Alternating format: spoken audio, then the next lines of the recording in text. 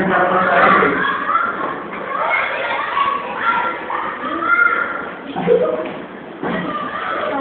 A portinha antes precisa de falha para ser mais fácil.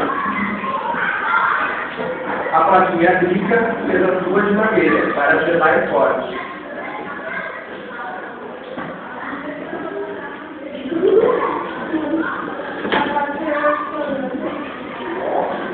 De repente, apareceu uma leoa e bateu na porta da casinha de palha.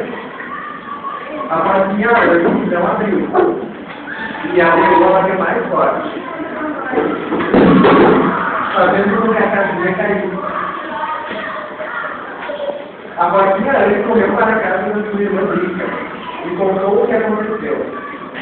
As duas ficaram bem quietinhas. De repente, a leoa bateu na porta da casinha e as duas portinhas não abriram. E a leoa bateu mais forte. E mais forte. E ainda mais. Bateu e ela derrubando a casinha de madeira. As duas portinhas fugiram se esconderam, enquanto a leoa chorava no longe. A portinha rica foi ver porque ela estava chorando.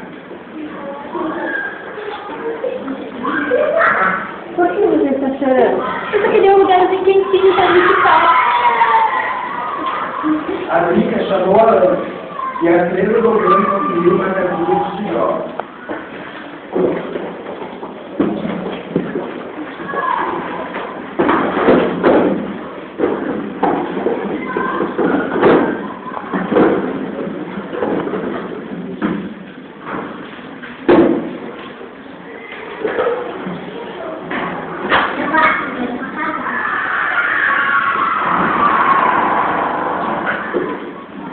Assim, as três conseguiram um lugar para dormir e esconder seus filhos. Desde aquele dia, passaram a brincar juntas, tomar chá, e assim ficaram amigas.